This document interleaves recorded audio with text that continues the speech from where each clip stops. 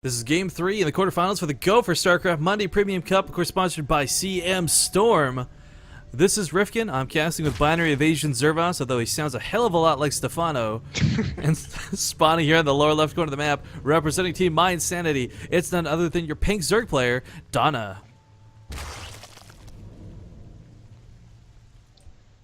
And in the bottom right corner of Newkirk, it is from Team Vega, the promised player Monty. You know, I feel so, like, I hate saying his name, not Monty's, but the other guys, because I always, you know, in my brain I read this in English, it's a girl's name, it's DaNa. But I know and I recognize that over in Europe, a DaNa is a guy's name as well. So it's like, I try and say it right, and you guys will hear me say DaNa a lot, and I always apologize to him as well. I know it's DaNa, but my apologies in advance, because you can hear me say DaNa more times than not. DaNa, okay, it's DaNa. I think, well, that's what I've been corrected on that like 9 or 10 times, and that's what Penguin calls him too. But then it's okay. I'm just ignorant. This is where I'll pretend to be American because I'm ignorant, right? Haha, shots fired. America.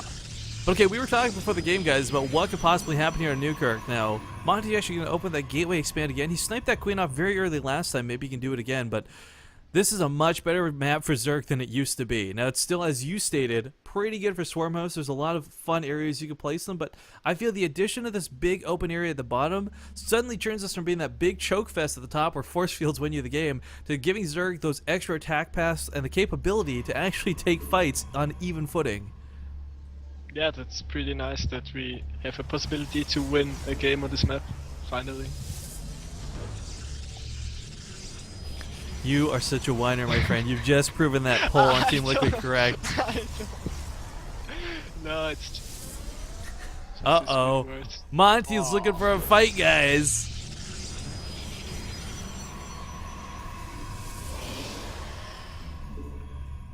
Well, I'm not a whiner. It's most of the time sarcastic. Because I would never whine if I wouldn't play on the top level. I mean, if you're like on top level, you can blame the balance because of your losses, but man, like now you sound like Stefano. If you didn't before, now you do. What? Not that I'm just making a joke, but Ares 1066, man, everybody could run circles around me. I'm a freaking idiot. Fear not, you're not the only one. My intellect is very limited to StarCraft pretty much at this point. I just love watching this game. This is pretty much my life. Oh god, this is my life at this point. By the way, fun fact about Stefano. Like, the only sentence he can say in German is Ich bin ein Kaninchen. Did you know that? And what does that mean, my friend? I'm a bunny, rabbit, whatever. Okay! Kaninchen. Yeah. That's a useful phrase, I guess. You get lost in the middle of Germany. Help me, I'm trying to find my way home. Ich bin whatever the hell you said. Ich bin ein Kaninchen. Man, well, okay. Shenanigans aside, DaNa, take it as, oh my god, DaNa, however I'm supposed to say, a guy from mYi, our pink Zerg player. I think that's what I'm gonna go with. He's, well, I like that he's playing pretty standard so far. We don't see him taking that outrageously early third. He scouted that there was no Forge Fast expands. It's a little dangerous to do this. I'm curious, now that we actually have time for Zerg analysis, we see a lot of players go for the pocket in base for their third, opposed to, like, say, the northern base. I particularly think the northern base is better for the third location. But what is your thoughts on this?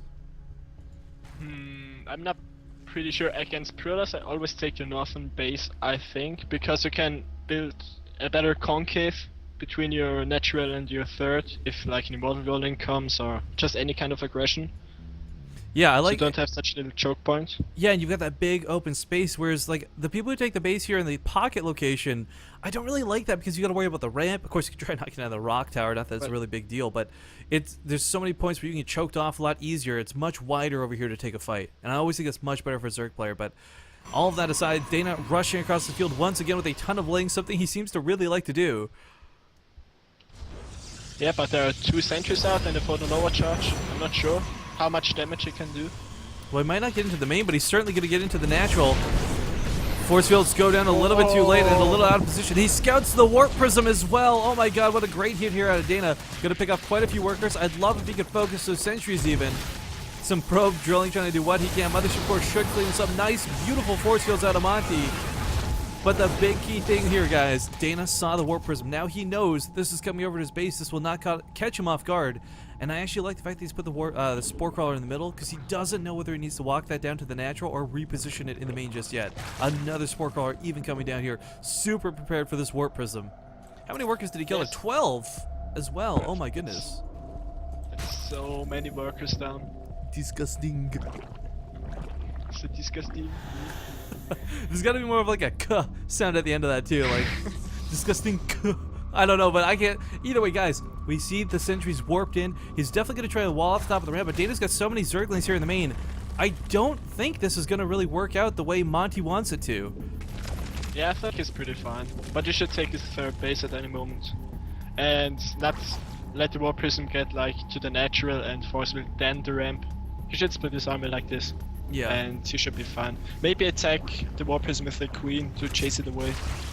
Just to be on the very safe side. And to annoy Monty a little bit. That's always cool.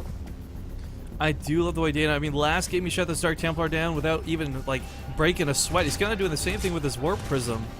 And Monty, I feel like he's really got to change up his tactics. This Warp Prism, it'll be good for later on, but right now DaNa's too prepared for it. He's got to let DaNa forget about this. Just hide this off in the darkness or something for the time being, and bring it back later, mayhaps?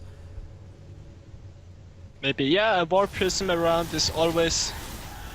It's always annoying for a Zerg player, because you have to have units in your main base, and for example, if the Protoss player pushes with an Immortal in, which may be the case in this game, as he pumps out Immortals, it's very annoying if you don't have your whole army together.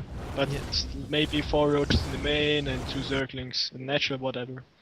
You know, I don't like that DaNa took this base here in the closer base location, but we'll see what happens. Queen's gonna be poked off for the time being, but these sentries should go down. Monty, why did you unload those units, man? One of the sentries goes down. It had a lot of energy on it too.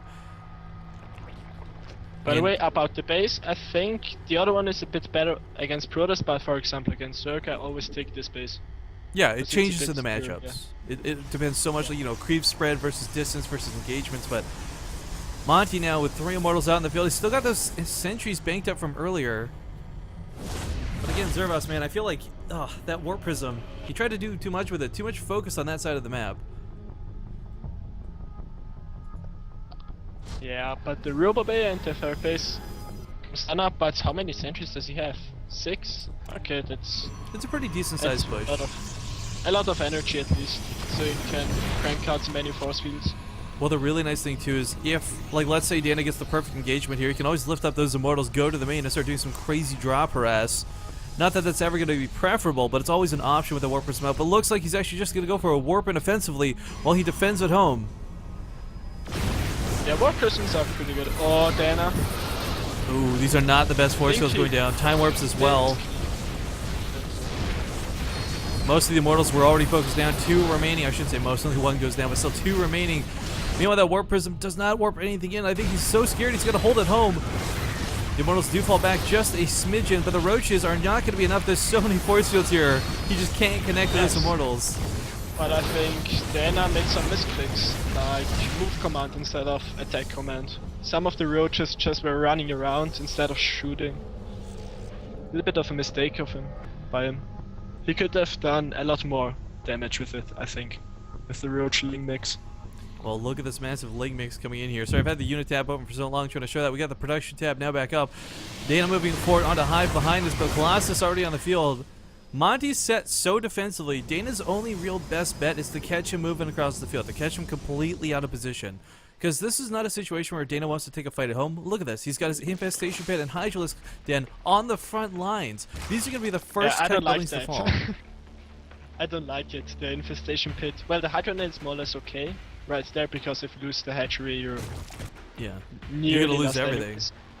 Yeah, but the Infestation Pit at that corner, I mean, if he kills it now and cannot start Hive.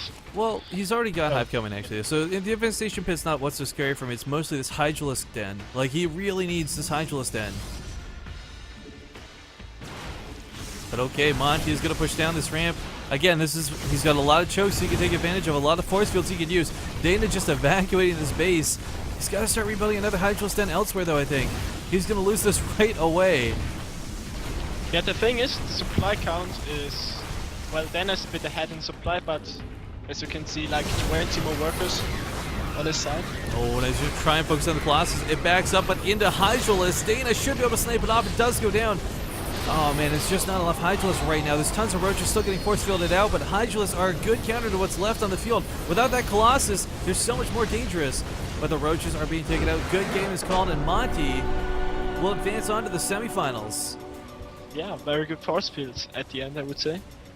Definitely. Oh man, like some of the Roaches couldn't retreat, so they had to fight. So the rest of the army had also to fight.